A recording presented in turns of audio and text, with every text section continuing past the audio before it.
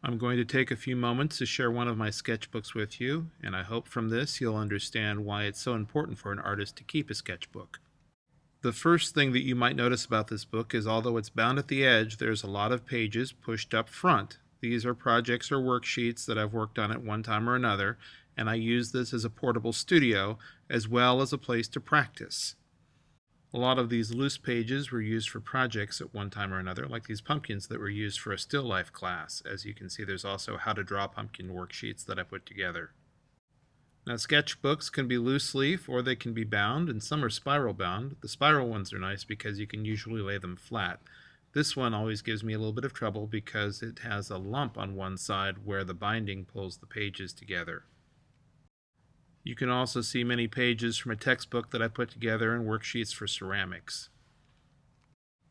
Now as we get to the practice pages themselves, you can see up front I have quite a few cartoon figures here.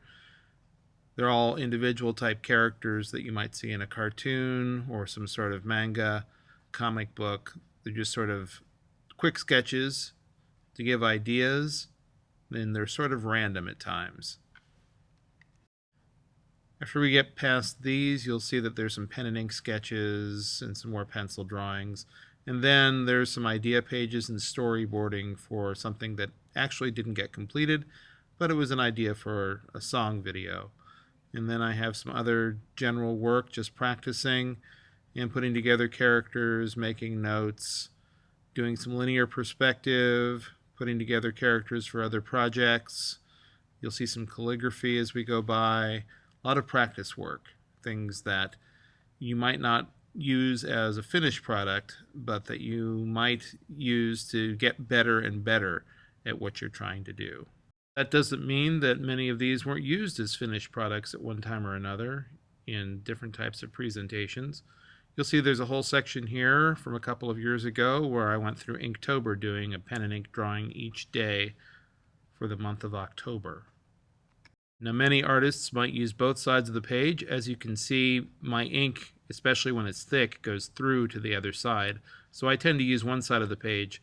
Another reason to only use one side of the page in this case is because of the binding. And I can keep one side flat while the other side becomes a lump.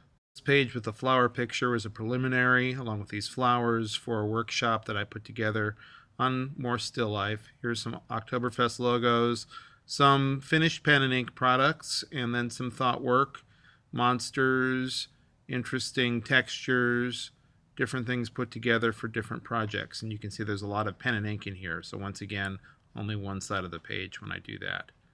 And then we come to the end of the sketchbook here, and there's still blank pages left for me to fill.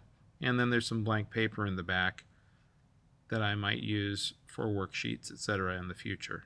Something I can carry with me after I put it together like this. Sketchbook allows me, like any other artist, to set up shop wherever they go. And this is why it's so important for you to have it not only for practice, but also sometimes for finished work.